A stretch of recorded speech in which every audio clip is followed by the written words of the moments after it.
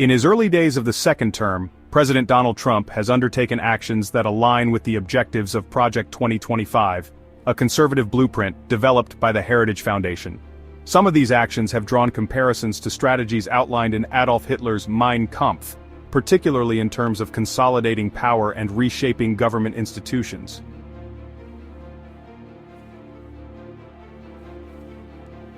Project 2025 advocates for reclassifying tens of thousands of federal civil service workers as political appointees to replace them with loyalists, thereby consolidating presidential power.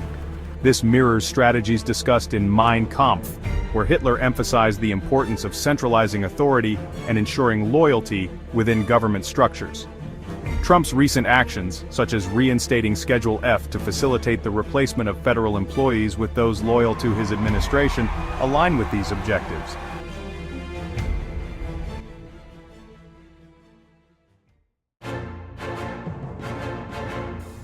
Trump has rapidly dismantled DEI initiatives within federal agencies, declaring them discriminatory.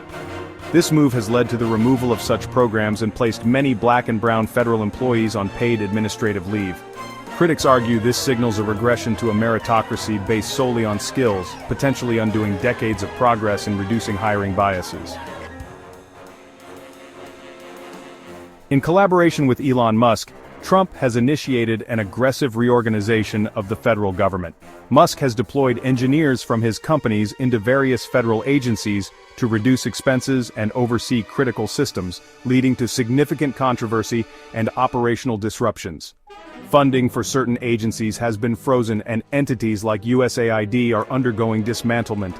Many employees have faced termination or pressure to resign. Trump's rhetoric has drawn parallels to that of fascist leaders. His use of dehumanizing language, such as referring to political opponents as vermin, echoes terminology employed by Hitler and Mussolini to vilify adversaries and unify supporters against a common enemy. While these actions and statements have prompted comparisons to Hitler's methods, it's important to approach such analogies with caution.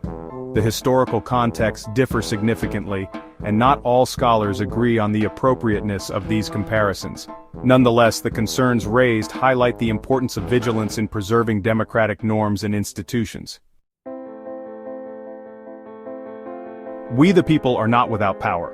There are several legal and peaceful ways that citizens can fight against authoritarian policies and initiatives, like those outlined in Project 2025, and actions reminiscent of Mein Kampf.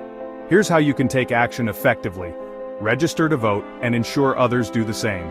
Many authoritarian policies can be overturned through democratic elections. Support pro-democracy candidates at local, state, and federal levels. Vote in all elections, not just the presidential election. Congress, state legislators, and governors have major influences.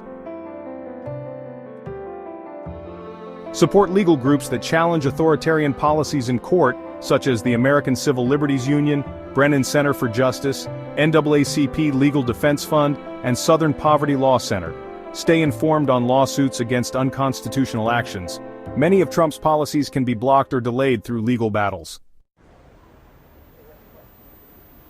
Join peaceful marches and demonstrations against government overreach. Attend town halls and public meetings to hold elected officials accountable. Engage in digital activism by using social media to spread awareness and organize movements.